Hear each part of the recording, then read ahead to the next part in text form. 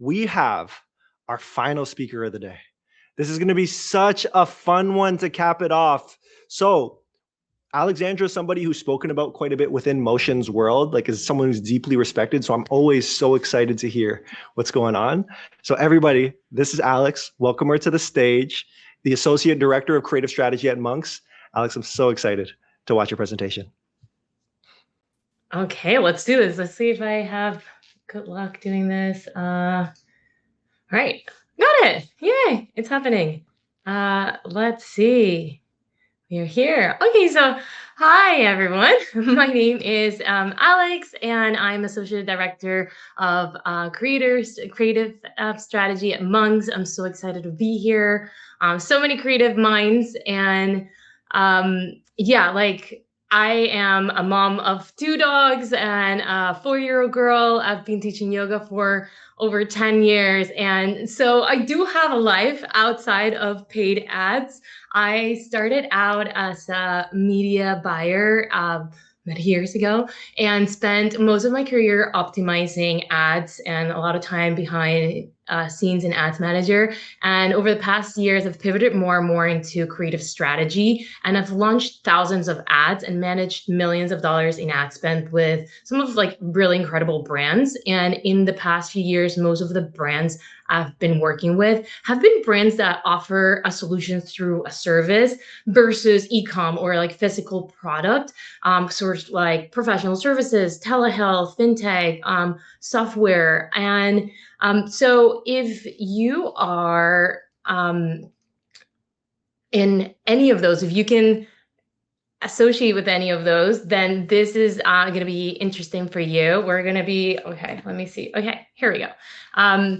So if your brand doesn't have a physical product and you're optimizing, let's say, to lead conversion event or call schedule or downloads or signups, this is going to be really interesting because most of the ad inspo we see out there is for e-com brands. There's a physical product being shown and it's a lot of fun. And there is a gap in the industry. And the reality is that these types of ads don't need to be boring because really B2B decision makers are people too. Like they all have creative elements that work both for B2C. And so my piece of advice is, be playful, like add cartoon imagery, use simple language that your grandma would be able to understand, play with memes, and lean towards using less text, large visuals, colorful lifestyle photography to help your user and like to stand out from all those trustworthy blue or green ads that we see in the space. And also my favorite is make lo-fi ads that have this DIY feel and little to no editing like UGCs, part of your evergreen strategy, which really brings me to trend number 1 for 2026, which is that according to Meta, creator-led ads can boost efficiency by up to 32%, which is really a massive performance win when you're scaling spend. And Nielsen reports that about 92% of consumers trust UGC more than traditional ads because it isn't just about someone holding a product, it's about seeing a solution through a more human lens. And in professional environments, that genuine emotion and sort of like third-party perspective, it speaks louder than any other polished brand ad could do. So again, lean into these less polished ads that embrace real life imperfections and just signal more authenticity and bypass the banner blindness for B2B ads. Next, if you haven't already tried founder ads, I'm a big fan. And Dara, I know that you've talked about these before and EGCs. For those that don't know what EGCs are, these are employee generated content and it can be really successful. And I highly recommend that you test these if you haven't though. I see a lot of founders resist this format because they really get caught up in making it more of like a high production and like get caught up in like a perfect script. And but the reality is that the more raw and real these are, the more users will connect with the message. And like you can shoot it on a phone, and it doesn't need to be, we don't need to overcomplicate it, right? And because the reality is that people don't trust brands, people trust people. And the last mini trend within this one is all about paid partnerships. And in LinkedIn, these thought leadership ads have delivered 2 times higher click-through rates, which is really great to see. And I've recently seen a lot of brands that I've been working with have really great performance, and the performance has been blowing up with partnership ads. And yes, like they can get expensive quickly, but the reality is that authentic content driven by experts and influencers in your industry and your audience segment really helps to build that awareness, that trust, that credibility a lot faster than any other type of ad can do. So when putting together UGCs, let the creator drive the storytelling and make sure to add proven direct response best practices, like easy to read text overlay, a strong hook, clear CTA, call to action. So all these basic elements, make sure that you have those in there. And you want them to look like native content. Like they're scrolling through, they don't even know that it's an ad, but you also want to build them for conversions. And that brings me to trend number 2, which is all about storytelling. And we've already talked about this a lot today, all about storytelling. And that's a lot of what we're going to be seeing in 2026, especially in the time of AI that everybody's trying to, there's a lot of anti-AI content and conversations going on. So bring in storytelling. And the first format that we have within this one is tutorials.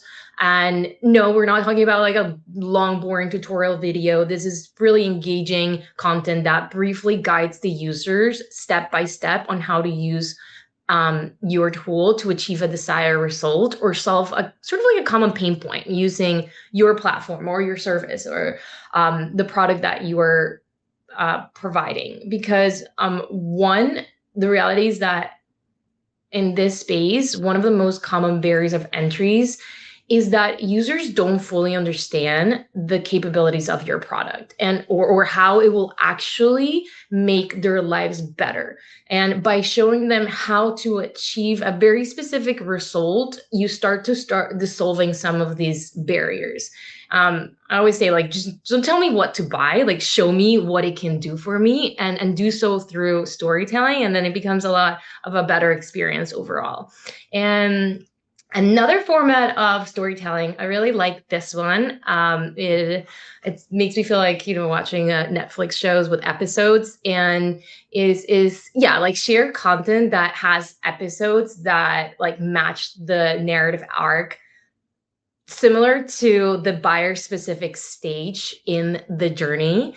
And for example, like have a part 2 narrative hook that like creates this sort of psychological pull and positions your ad as like a continuation of the story. This works really well in paid partnerships because you've established this connection with, let's say, a brand ambassador, and you can play a lot with sequential retargeting for these to make sure that your users view these in sequence. And then lastly, leaning into seasonal trends and giving them a spin to match your brand messaging. I love what GoDaddy did here, playing with the spin-off of the Spotify Wrapped. I know we've already kind of talked about Spotify Wrapped this today, but this is like a nice spin-off, and just being aware of what people are talking about, what everybody's seeing in their feeds, what they're posting. So it's like, next year, Spotify Wrapped is going to come around this time of the year, like in early December. So what can you do to leverage of those type of seasonal trends? And I did leave some little bullet points here, like kind of like actions for everybody in the space that you can do next quarter or in 2026 when you get a chance to try out. And next trend is it's all about copy. Is really focusing on evidence-based copy, and that's what's going to be leading the way next year and moving forward. Like the key here is to test copy that is really measurable, personable, like pain point centric, that is punchy, and it really replaces vague claims with specific proof. So instead of saying we increase ROI, you can say like see up to times more revenue with this.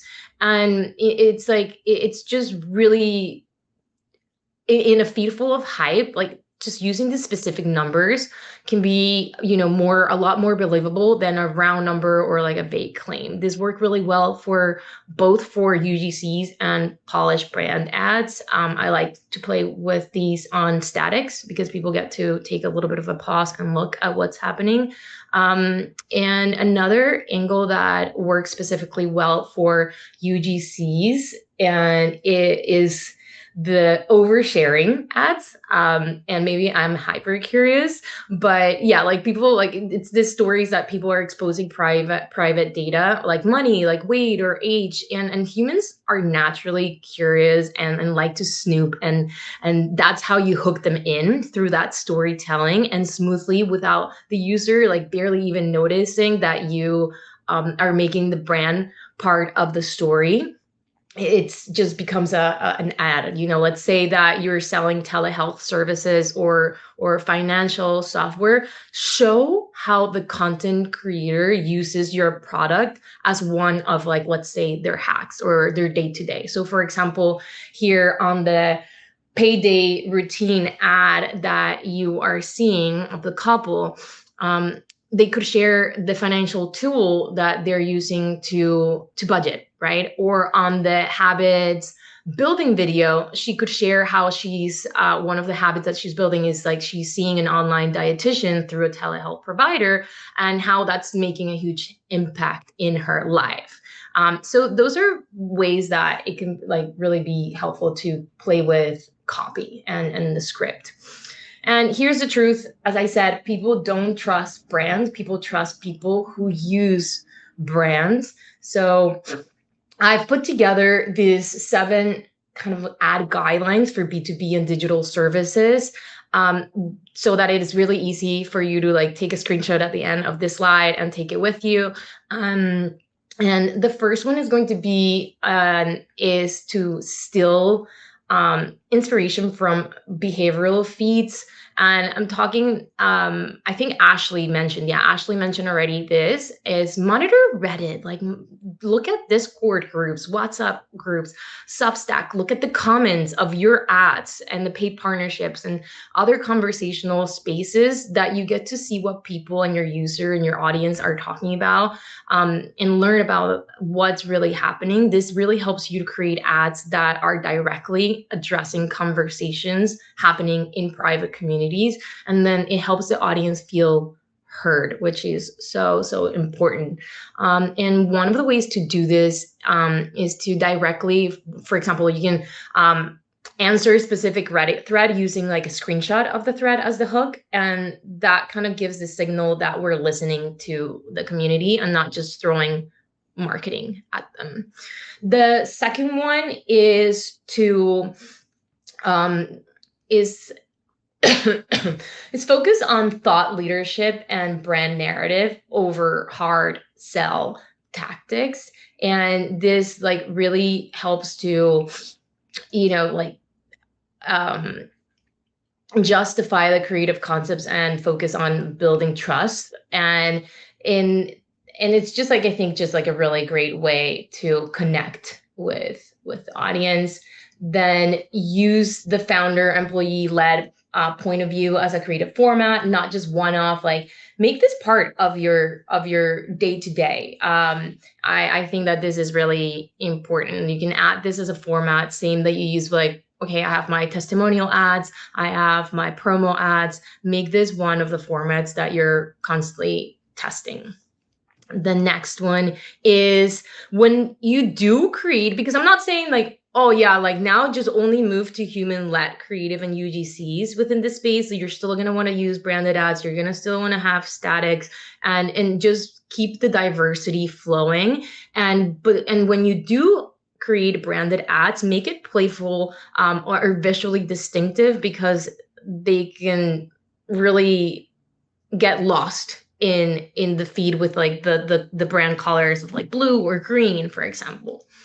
Then the next one is to teach workflows, not features. So yes, like play with tutorials, show how it works as a story. Like for example, show the pain, like how the workflow, how it helps you, and then what is the result that they get to achieve by using your product. Replace those vague claims, play with copy, prove ads, prove math, use facts, stats, and real quantitative results. And last but not least, definitely use AI for wild ideas. I like to play with Motion AI agents. If you haven't played with those, definitely recommend.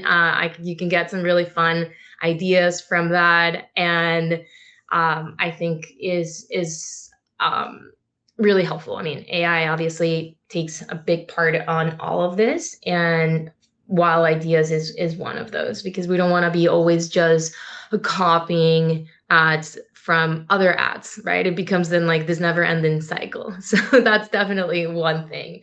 Yeah, so those are some of the guidelines that I have for you. I would love to see if you have any questions, and overall, play more when it comes to the space. If your brand is not selling a physical product, tap into UGCs, tap into lo-fi content that feels DIY, native to the platform. Don't be afraid. Like, the person making the purchasing decision is still a person. Connect with them in that space. Crushed it, Alex. Absolutely crushed it. I love how you had that slide right at the end too, to give the recap and a nice screenshot. So everyone's like, okay, I'm making sure I snap that and I'm good to go. You are the best. Thank you a ton for joining. And I'm going to talk to you real soon. Okay. Thank you. Bye.